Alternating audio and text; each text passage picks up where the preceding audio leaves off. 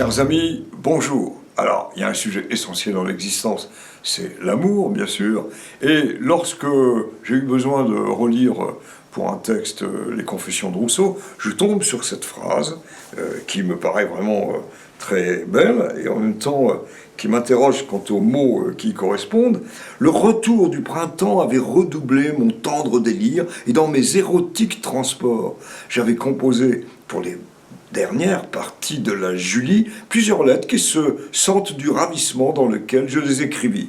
Voilà ce que nous dit Rousseau dans les Confessions. Et évidemment, ces transports érotiques laissent rêveur. Il ne s'agit pas, bien sûr, des transports érotiques et de l'érotisme dans le RER ou dans le train ou dans quelque transport que ce soit. Il s'agit, dans le fond, d'abord du mot transport qui peut nous troubler.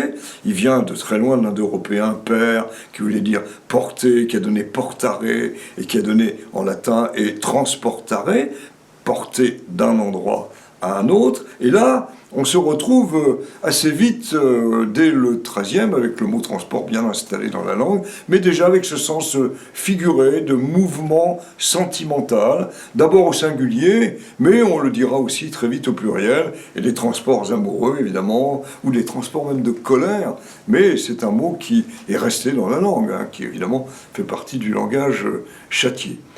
Alors, transport érotique, Eros, bien sûr, on comprend bien que cet adjectif est construit sur le dieu de l'amour grec, ce dieu qui était représenté comme un être un peu androgyne, un bel être humain, si on peut dire, mais qui avait les fameuses flèches, comme Cupidon, son descendant du côté latin.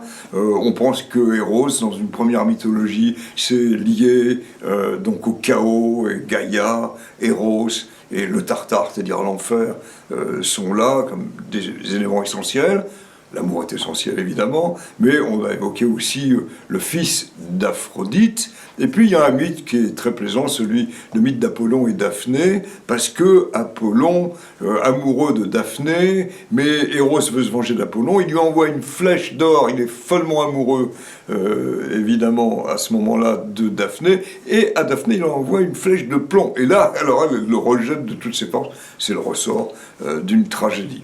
Quand on veut bien percevoir le mot érotisme, alors on est obligé de se reporter au dictionnaire et il faut forcément attendre le 19e ou le 20e, et ici c'est le 20e, puisque c'est érotique qui est installé dans la langue longtemps. Et là, quand on prend l'érotisme, voilà la définition de l'Académie qui est vraiment très bonne.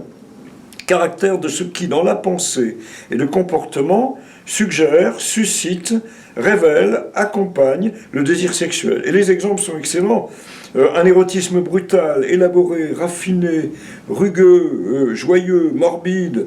Et dans certaines religions, dit-on, l'érotisme est une étape sur la voie de l'union avec la divinité, d'où évidemment des résonances philosophiques. Alors, le deuxième sens, je ne donne pas tous les exemples, il y en a beaucoup.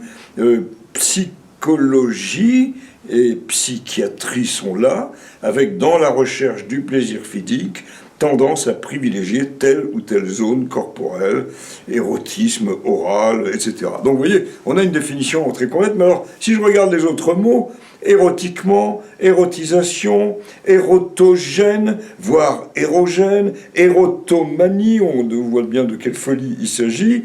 Donc on est dans un mot qui a vraiment énormément de sens. Peut-être que le mieux c'est quand même de conclure avec nos amis qui sont donc les auteurs de mots croisés.